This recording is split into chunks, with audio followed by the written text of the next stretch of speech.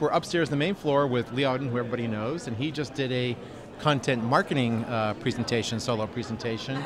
And Lee, 3 things I'd love to have you share with the broader SES audience from that great session you just did. First, you talked a lot about having a content marketing strategy. Map that out a little bit. Give people a little diagram on that. Sure. Well, a lot of folks in the search business are using the behavior of searches to guide the content creation. Right. Meaning that they're trying to capture traffic based on demand. Right. That's a reflection of how popular one phrase is over another. Right. And in a content marketing strategy, what we're looking at is buyer personas. We're looking at the information consumption needs and preferences of consumers, whoever we're trying to reach, right. And then we're optimizing that. Right. Right. So we're putting the customer first, mapping out not by the behavior mapping first. out by a target customer. Sure, absolutely. What kind of content types we have? Sure. I mean, and so part of the tips that come along with that were, creating an editorial plan like a publisher would.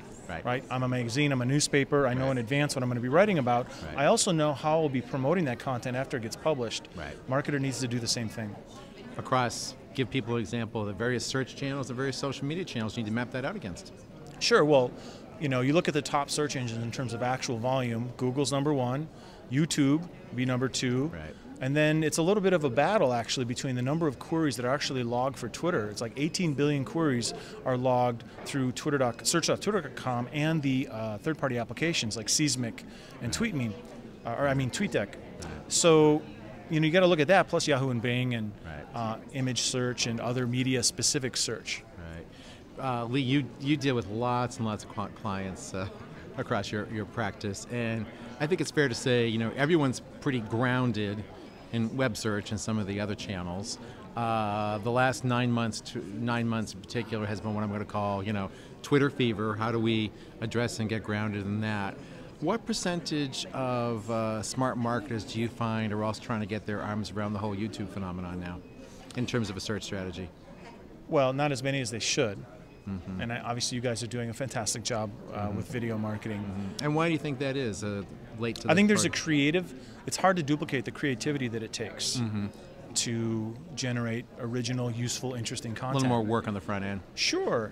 Maybe they don't want to hire those people. Maybe they don't have the internal resources to just organically come up with really good video content or content of any kind. I think that's why I know in our business, creating content, mostly writing, is exploding. I mean, we're creating content for a lot of different clients, and we're facilitating the promotion of it too, which you would expect from a marketing agency. Right. But that, I think is solving a problem that is only going to become worse and worse for companies on the client side. Right. No, you're rushing off to another presentation back-to-back today. But one last question. Google and the search results started displaying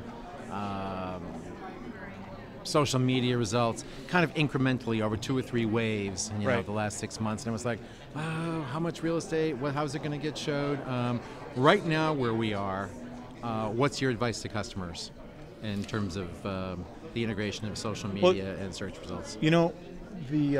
The best thing to do is be familiar with the landscape, the search results for your industry, for your targeted keyword phrases. Right. And you have to monitor those on an ongoing basis. Right. You take a look at a top-level phrase that's really important to your business, and you see that, oh, wow, look, there's video results and image results in here now, then you better put them on your list. You better get them on your list of Add content them to your creation. Right. Absolutely. And even if it's a temporal thing like real-time search results on something that's going on, you can quick go out and tweet and maybe get catch part of that. Right. Is it going to be a silver bullet? No. But in having a reaction team, so to speak, in terms of content creation for on-demand opportunities, makes a lot of sense because that'll cumulatively add up. Right. So do your search testing yourself and make a list of what's happening above the fold on the front page, and if you got to start filling in, come up with a plan to do so. Absolutely. Okay, always great to catch up with you, Lee. We've got 2.5 more days here, so we got a lot more to enjoy together, and the sun's out in San Francisco, so all we can ask for. Off to your next session. All right, thanks a lot. See you later at one of the parties.